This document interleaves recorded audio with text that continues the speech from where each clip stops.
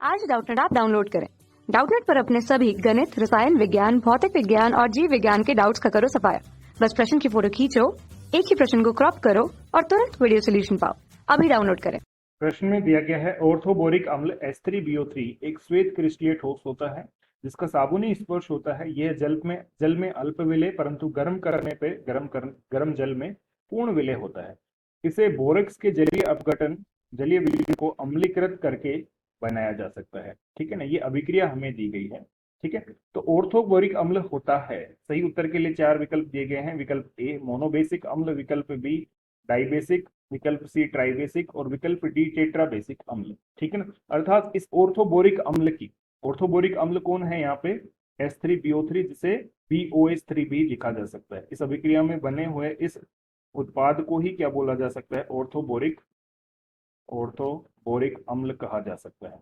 ठीक है, यदि ऑर्थोबोरिक अम्ल की विकल्प देखिए हमें पता लग रहा है कि इसकी अम्लीयता की बात करनी है। यदि इसकी अम्लीयता की बात करें तो देखिए ऑर्थोबोरिक अम्ल की जो अभिक्रिया होती है, ठीक है ना, जैसे H3BO3 या फिर BOH होल थ्राइस, ये दोनों ही इसके अणुसूत्र प्रयुक्त किए जा सकते हैं। ठीक है ना, दोनों ही अणुसूत्र इसके प्रयुक्त किए जा सकते हैं। यदि इसकी अभिक्रिया की बात करी जाए तो जल में ये किस प्रकार की अभिक्रिया देता है, H3BO3 की अभिक्रिया जब हम करवाते हैं किसके साथ, जल के साथ, तो यहाँ पे जो अभिक्रिया होती है उस अभिक्रिया में उत्पाद कुछ इस प्रकार से बनते हैं। BOH होल 4 नेगेटिव ऋणावेश और साथ में एक H+ आयन बनता है।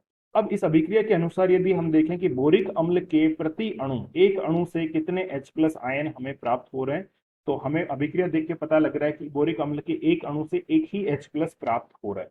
ठीक है, और जो अम्लीयता होती है किसी भी अम्ल की, जो अम्लीयता होती है वो अम्लीयता क्या होती है, प्रति अणु H+ आयनों की, प्रति अणु अम्लीय हाइड्रोजनों अर्थात अम्लीय H+ आयनों की संख्या जो होती है, आयनों की संख्या जो प्राप्त होती है उसे ही हम क्या कहते हैं, उसे ही हम अम्लीयता कहते हैं। और यहाँ पे क्योंकि हमें एक H+ आयन प्रति एक अणु से प्राप्त हो रहा है तो हम कह सकते हैं कि इसकी अम्लीयता कितनी है, 1 है। यदि इसकी अम्लीयता 1 है तो हम कह सकते हैं कि ये कैसा अम्ल हुआ, फिर ये मोनोबेसिक अम्ल हुआ।